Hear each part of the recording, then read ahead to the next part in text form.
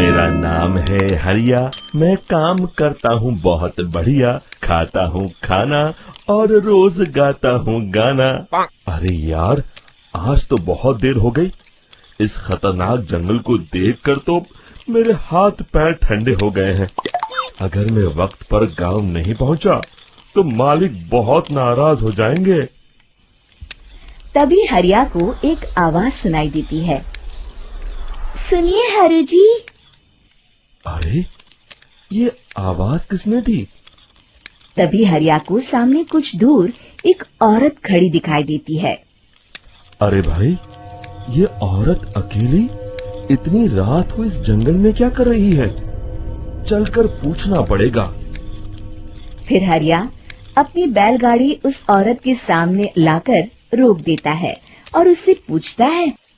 अरे सुनिए, आप इतनी रात को इस खतरनाक जंगल में अकेली क्या कर रही हैं? तभी वो औरत मीठी आवाज में कहती है, अरे हरु जी, आप आ गए। मैं कब से आपका इंतजार कर रही थी।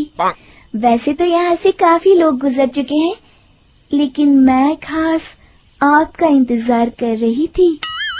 अच्छा, तुम सच कह रही हो?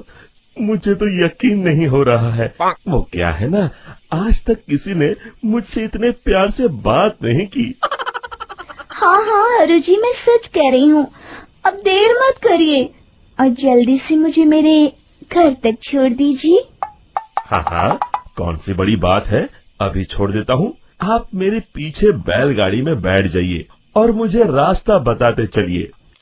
फिर वो औरत हरिया की बैलगाड़ी में बैठ जाती है और हरिया बैलगाड़ी हाँकता हुआ आगे चल पड़ता है।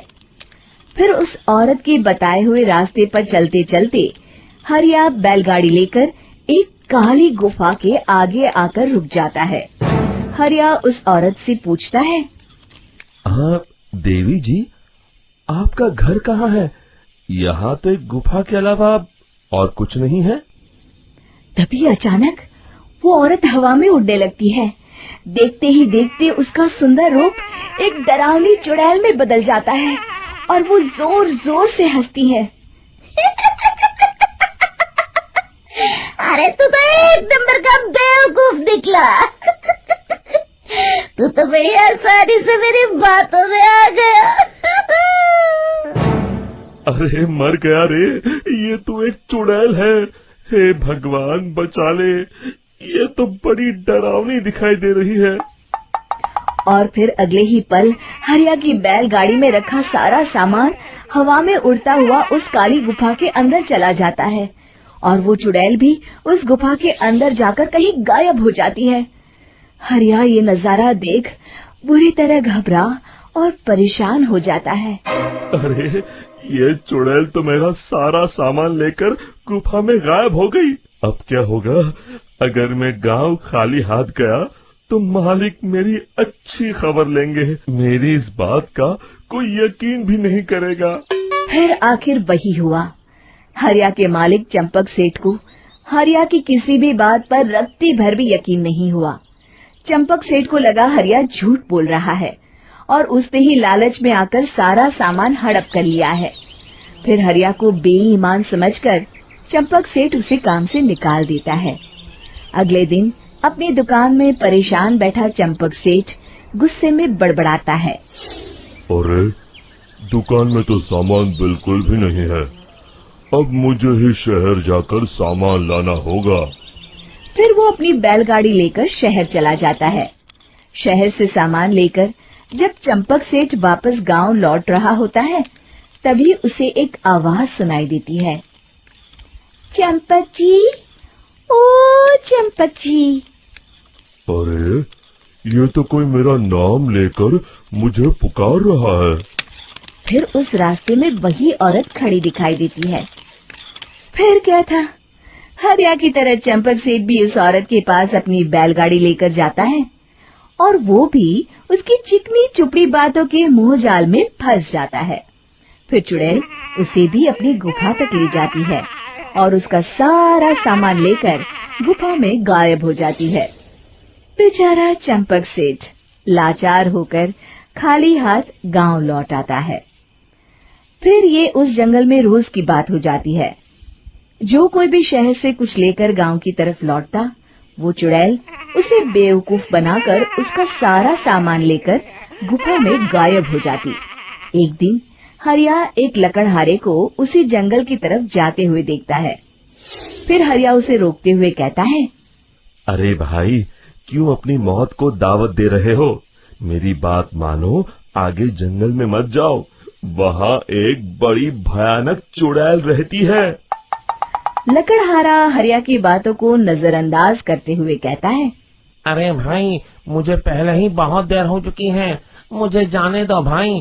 शाम तक लकड़ियाँ काट कर शहर के बाजार में बेचना है। तुम अपनी ये कहानी किसी फुर्सत में बैठे इंसान को सुनाओ, मैं तो चला। इतना कहकर लकड़हारा वहाँ से आगे जंगल की तरफ चला जाता है। फिर अगले दिन गांव के मुखिया के घर के बाहर बहुत सारे लोग जमा हो जाते हैं। तभी हाथ में कुल्हाड़ी लिए खड़ा लकड़हारा कहता है, अरे मुखिया जी, अब आप ही हमें बचाइए उस जंगल वाली चुड़ैल से। हमारा सारा काम तो शहर से ही होता है। अरे मुखिया जी, उस चुड़ैल की वजह से तो मैं पूरी तरह बर्बाद हो गया हूँ। हम सबको मिलकर उस चुड़ैल का कोई इलाज करना पड़ेगा। तभी भीड़ में खड़ा वीरा कहता है, आप लोग चिंता मत करिए, कल से वो चुड़ैल किसी को नहीं लूट पाएगी। मेरे पास एक बहुत अच्छी तरकीब है। तभी चंपक सेठ उसका मजाक उड़ाते हुए कहता है, अरे तेरा नाम वीरा है तो क्या हुआ? तूने अभी उस चुड़ैल को देखा नहीं है? जाकर अपना काम कर, बड़ा आया। तब मुखिया जी कहते हैं, नहीं चंपक सेठ, मुझे लगता है हमें इस लड़के को एक मौका देना चाहिए। फिर सभी गांव वाले मुखिया जी की बातों से सहमत हो जाते हैं और वीरा शाम को एक बैलगाड़ी में कुछ सामान लादकर उस जंगल की ओर चल देता है। वीरा, ओ वीरा, कहाँ जा रहा है? तभी वीरा मुड़ के देखता है, वही चुड़ैल एक औरत के रूप में खड़ी है। अरे बहन जी, मैं आपको ही ढूंढ रहा था। देखिए, मैं आपके लिए क्या लाया हूँ। है?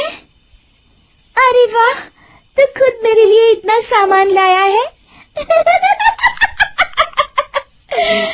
तू ही अकेला गांव में समझदार है। जरा देखो, मैं भी खोल के, बड़े भूख लगी है। जैसे ही चुड़ैल उस सामान पर से कपड़ा हटाती है, एक भगवान शिव की तेज रोशनी उसके अंदर मूर्ति से निकलती है और चुड़ैल अपने असली रूप में आकर जलने लगती है। अरे मैं जल रही हूँ, बचाओ! बचाओ! ओम नमः शिवाय, मर गई मैं! देखते ही देखते वो चुड़ैल